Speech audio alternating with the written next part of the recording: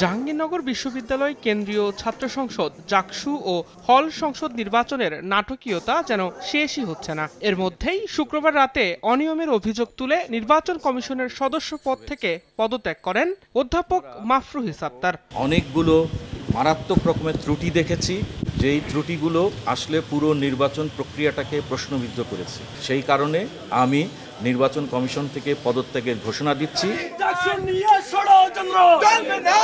মুহূর্তেই এই ঘটনার প্রতিক্রিয়া জানান শিক্ষার্থীরা। সিনেট ভবনের সামনে সমন্বিত শিক্ষার্থী জোট অভিযোগ করেন, জাকসু বানচালের ষড়যন্ত্র সফল না হওয়ায় বিএনপিপন্থী শিক্ষক মাফরুহ সাত্তার পদত্যাগ করেছেন। এই ঘটনাকে দায়িত্বহীনতা আখ্যা দিয়ে নিন্দাও জানায় সমন্বিত শিক্ষার্থী জোট। তার এই পদত্যাগ আমাদের কাছে মনে হয় তার যে হীন ষড়যন্ত্র ছিল নির্বাচনকে ঘিরে, সেই হীন ষড়যন্ত্র বাস্তবায়ন না করার ফলেই সে মনে করেছে যে শিক্ষার্থীরা তাদেরকে দেখিয়ে দিয়েছে কিভাবে ভোট কেন্দ্রে এসে ব্যালট বিপ্লবের মাধ্যমে জবাব দিতে হয়। সেই ভয়ই সে এখন লাস্ট মুহূর্তে পালিয়েছে। বৃহস্পতিবার জাকসু নির্বাচনের ভোট গ্রহণ শেষে রাত 10টা 10 ভোট গণনা শুরু হয়। শুক্রবারও দিনভর ভোট গণনায় 2 দফা বিরতি দেওয়া হয়। চূড়ান্ত ফল প্রকাশের ধারে কাছেও যেতে পারেনি নির্বাচন কমিশন।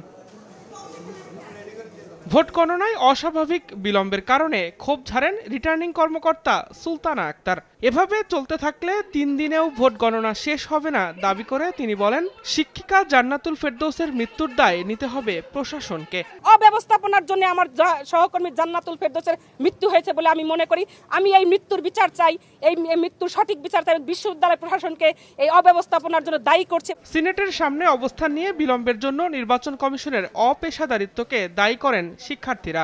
আমরা দীর্ঘ 24 ঘন্টার মতো আমাদের টিচাররা এবং কি আমরা উভয় ক্লান্ত, এবং এই যে ম্যানুয়ালি যে ভোট গণনা করা হচ্ছে আমরা তীব্র নিন্দা জানাই। কেন্দ্রীয় সংসদের ভোট গণনায় ওএমআর ব্যবহারের দাবি জানান গণতান্ত্রিক ছাত্র সংসদ প্যানেলের ভিপি প্রার্থী। ওএমআর ব্যবহার করেও হতে পারে, কিংবা ভোট গণনার যে টেবিল সেটাও বাড়ানো যেতে পারে। যে কোনোভাবে দ্রুত সময়ের মধ্যে যাতে ভোট গণনা শেষ করে একটা ফলাফল প্রদান করা হয় সেটার জন্য দাবি জানিয়েছে।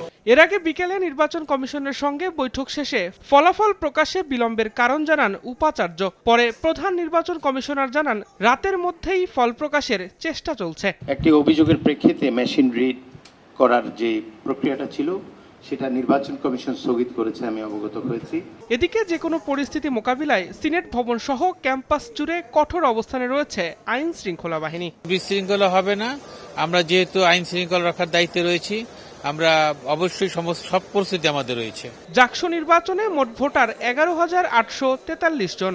ভোটাধিকার প্রয়োগ করেছেন প্রায় 8,000 শিক্ষার্থী। অনিয়মের অভিযোগ তুলে নির্বাচন বয়কট করেছে ছাত্রদল সহ 5 প্যানেল ও 5 স্বতন্ত্র প্রার্থী।